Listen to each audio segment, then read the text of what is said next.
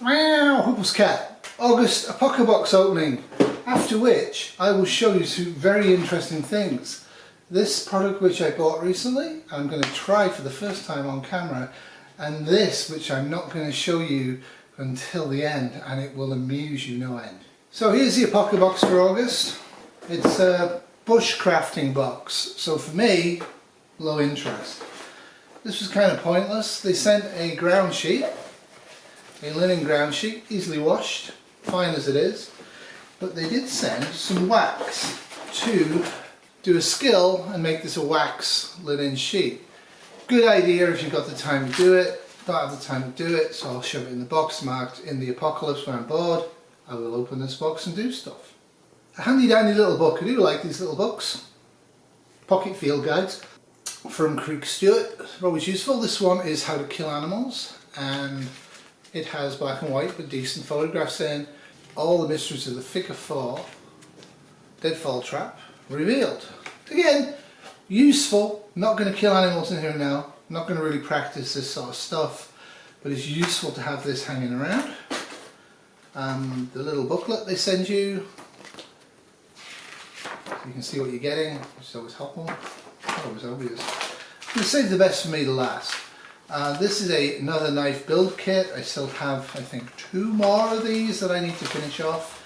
Again, when I'm bored in the apocalypse, I may well make one of these. Pretty detailed instructions with this one, and like I say, you have to sand these down and then finish them off. Basic knife, pocket folder, heavy. Is it as good as modern? No. Is it as sharp as modern? No. Will it last as long? Maybe. These rust though.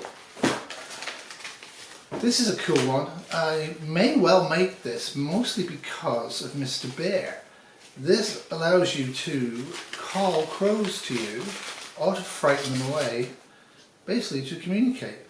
Now, it's 2 pieces, you shove it together, and there's a reed in this one.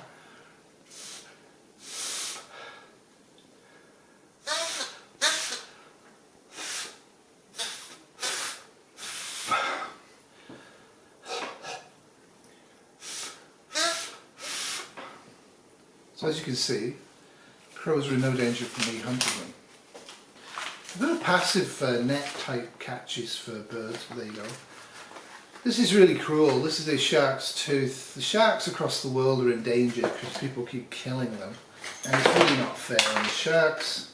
But what you get with this is actually sort of useful, not to make the shark tooth scalpel. It's a scalpel you're supposed to be making. So they give you a piece of wood and a needle, which is a great idea, and the shark's tooth. And they give you some really decent thread and a little piece of glue. Actually 2 pieces of glue and some of this, which is probably, I believe, cartilage. And what you do is you fiddle around with it. Actually they give you 3 pieces of glue. And what you do with this is you make a little scalpel out of this, and you can do delicate work, I guess. That's another part of the kit. Again, if I needed a scalpel and I didn't have any left, this might be something I might have to do, and here I now know. So there's 2 more left. First of all was this. I have one of these. Ooh.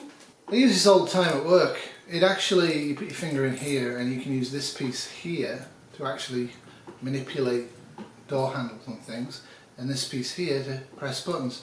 I use it all the time. Very useful in the COVID times.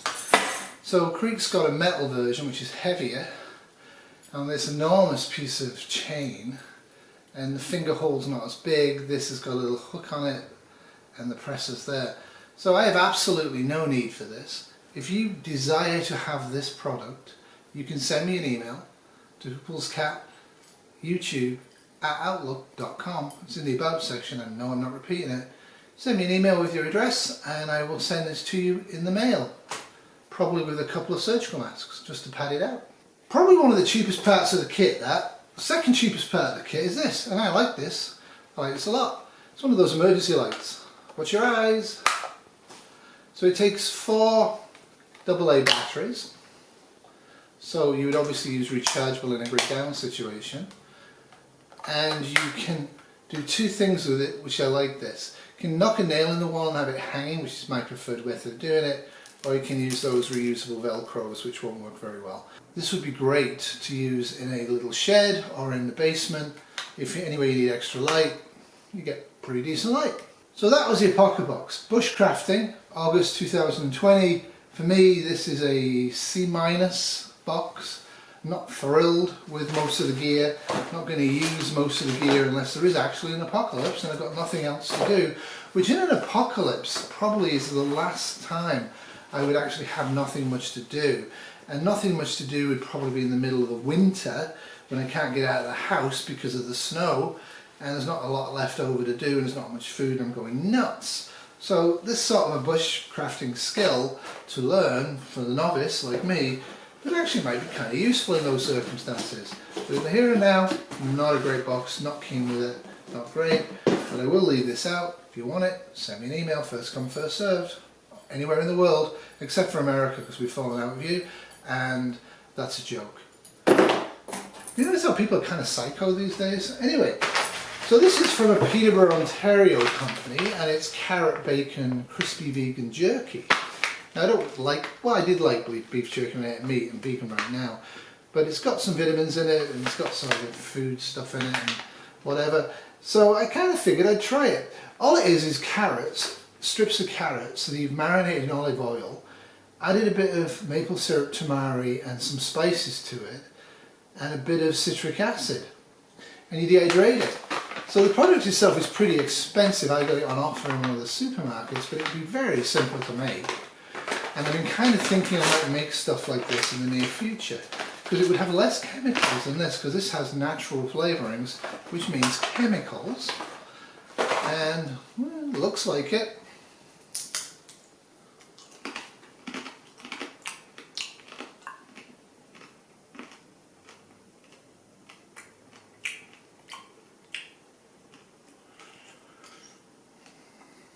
It ain't bacon jerky. It has that kind of aftertaste. I think that's a tamari. A little bit of cayenne pepper in this as well. Maybe a bit of mustard. Give you that heat, right? It's like a stale chip or crisp. Recommended if you like this sort of thing.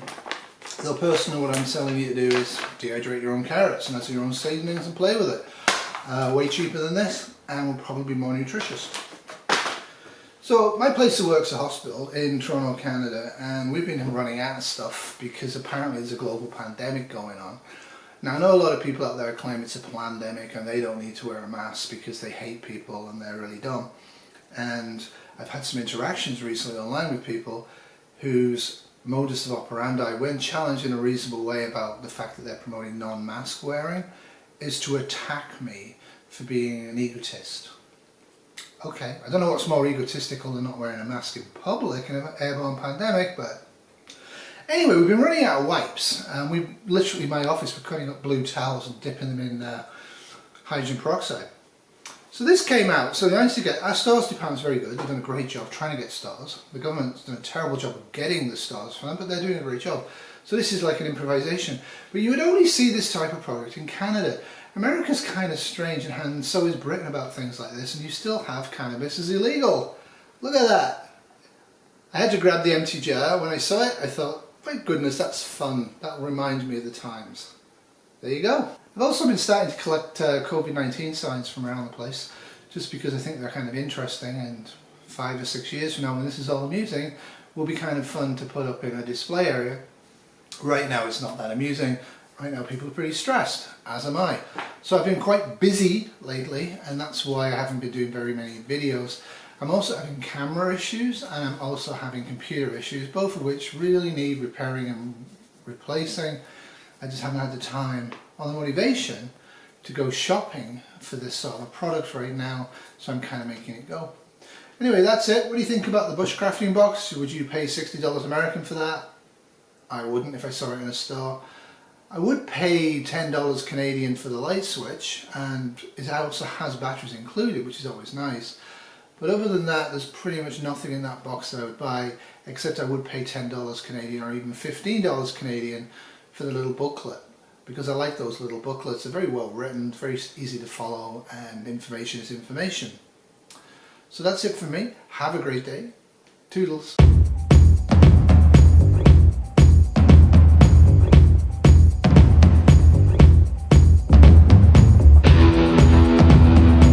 This was the Sleeping Cat production 2020.